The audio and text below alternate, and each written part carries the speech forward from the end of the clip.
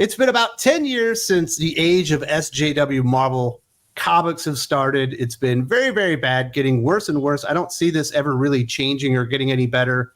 And Doc and I are going to talk about a couple of headlines. And this is what the comic book community, fandom, and discussion has become, the most lowbrow bullshit possible. This is an article from Newsarama titled, Peter Parker and Mary Jane shippers are feasting with this new Thanksgiving variant cover for Ultimate Spider-Man 11. Marvel is giving fans of Peter Parker and Mary Jane Watson a lot to be thankful for right now in the rebooted Ultimate Spider-Man, in which they're married with kids. And now the happy couple are also giving thanks on Terry and Rachel Dodson's new Norman Rockwell-inspired cover for Ultimate Spider-Man number 11, which shows the Watson-Parker family sitting down for a Thanksgiving meal. Now, interestingly enough, if you read the article, it never actually mentions shippers or them feasting, but those are the kind of headlines we get. Look, the shippers are the people that they've actually been trying to appeal to for the last 10, 15 years. Guess what?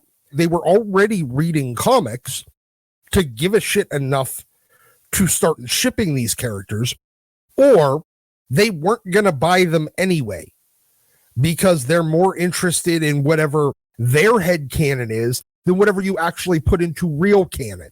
So unless they're the ones writing it, they're never going to be fucking happy anyway. This is the community that ships the Winchester brothers in Supernatural for Wincest, which is pretty disgusting. This is the same community that went out there and was like giving Dottie Cates death threats because he wouldn't put Brock and the symbiote in a sexual relationship together. And it's also the same audience that said comics won't have equality until Captain America has a boyfriend. They also ship Bucky and Cap, or Tony and Cap. Hey, look, have your fetishes. Have whatever the thing is that, you get your rocks off to, whatever. Don't care. But when you want it actually in the comics, that's a problem. When you finally do put these characters together, if they're not the same way these people have spent years obsessing about in their mind, they're not going to be happy either, and you're just going to push them away too.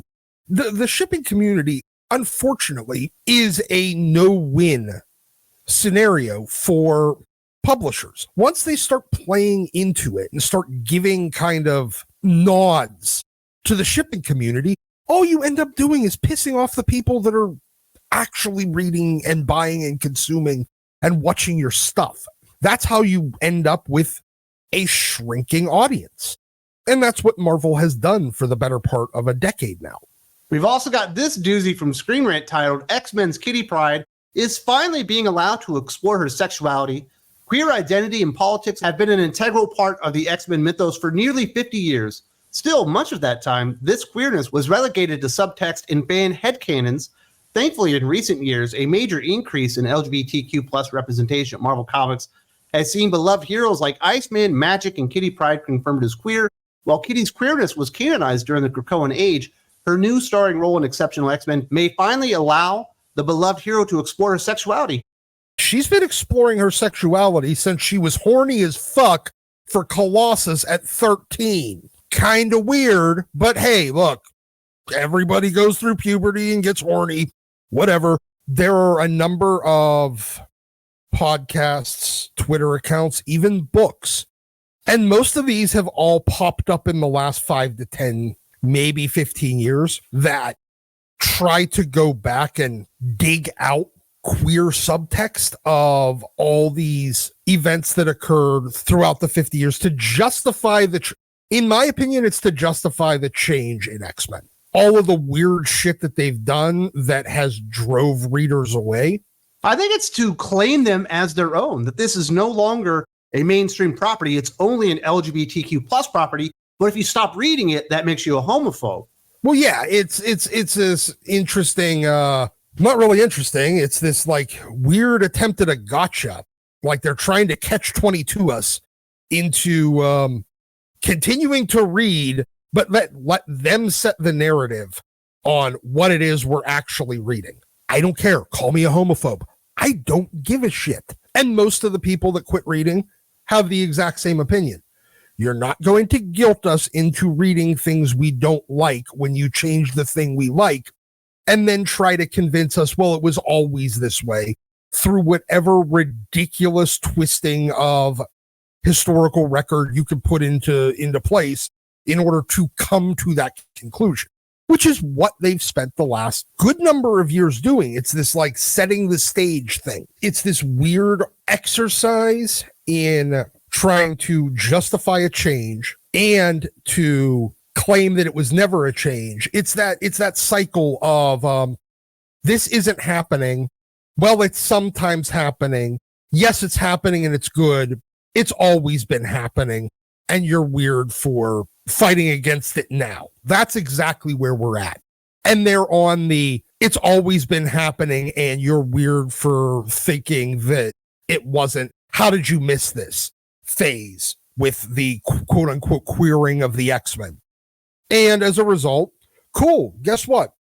You managed to turn a mainstream superhero property into queer comics, and now you're getting queer comic sales as a result. And look, we all know none of us are naive enough to believe that bisexual Kitty isn't just gay Kitty, and it explains why for the past 12 years in Marvel continuity, she liked the Peter, and why suddenly she's more interested in some, well, fish taco. Next up, we got Screen Rant again. Diversity is at the core of Green Lantern lore. The DCEU can't afford to waste that.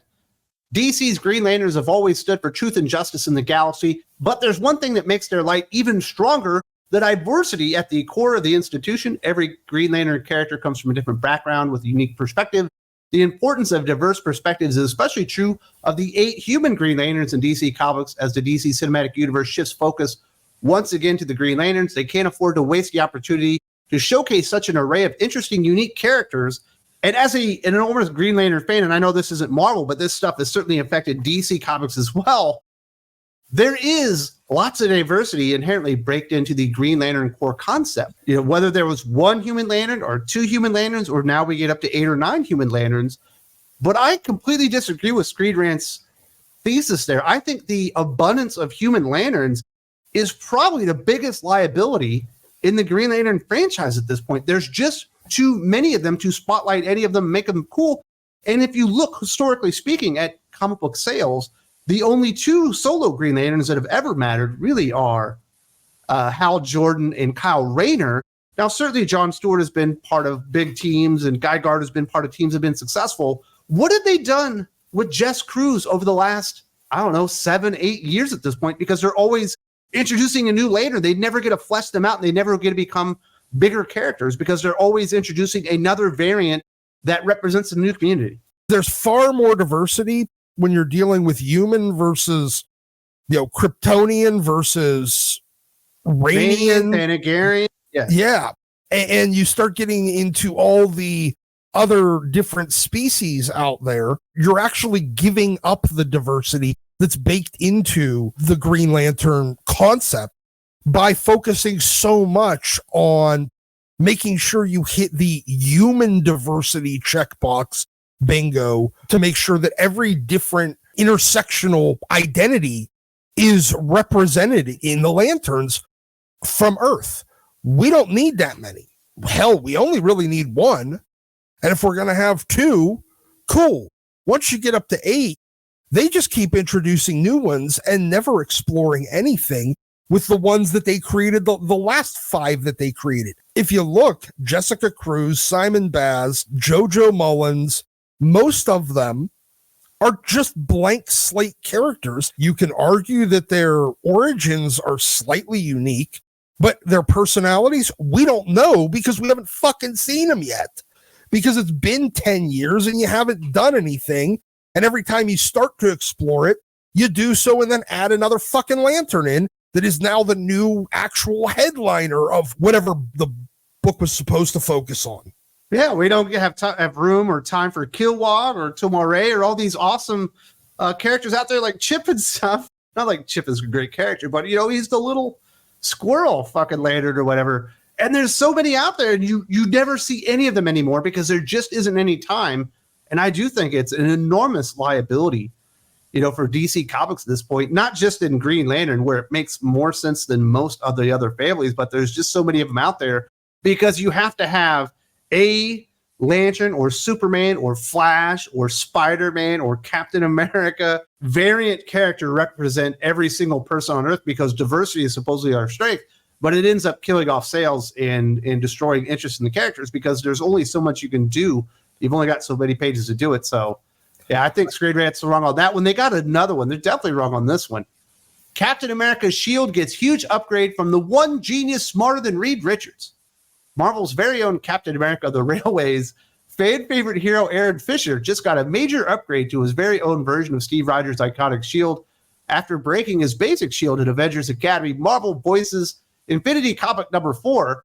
Marvel's youngest super genius, Lunella Lafayette, aka Moon Girl, creates a new type of metal alloy with the help of Shuri, using the metal compound to craft an incredible new shield for Fisher.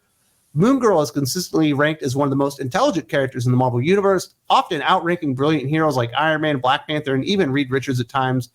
The Champions hero Amadeus Cho once even called Lunella the smartest person in the entire world, an impressive compliment coming from the genius Hulk. And we're talking a smorgasbord of bullshit that SJW Marvel has thrown on the comic books. We got variant characters there. We've got the new character has to be smarter and more powerful than everybody. We've got another character validating a character. We've got a gay Captain America, of course. Does anybody even remember the Captain America, the Railways exists? Fan favorite, my fucking balls. In fact, you know what? Screen Rant can gargle my balls if they think that anybody actually even remembers this fucking character exists, other than, again, weird sex-obsessed weirdos on the internet. First of all, Avengers Academy used to be an actual comic.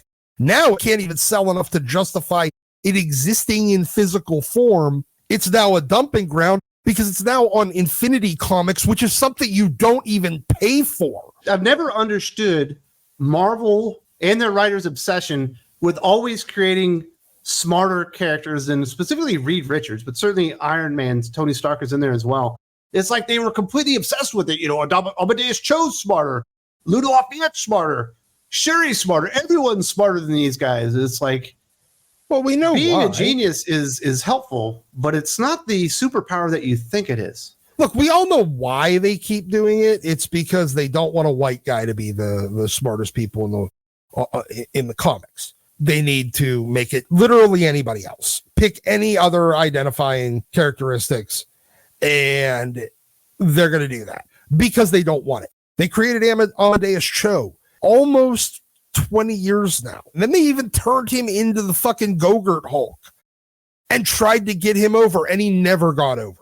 So then they did it with Shuri, and she never got over. And then they did it with Luna Lafayette, and she didn't get over. These are fictional characters written by people, and most of the people that they have on staff are fucking retards. I'm surprised 2/3 of the writing staff at Marvel isn't legally required to wear a helmet on a regular basis and not permitted to drive a car and forced to ride on a short bus. Being able to demonstrate through the comics that they are the smartest person is very, very difficult when you're being written by an idiot.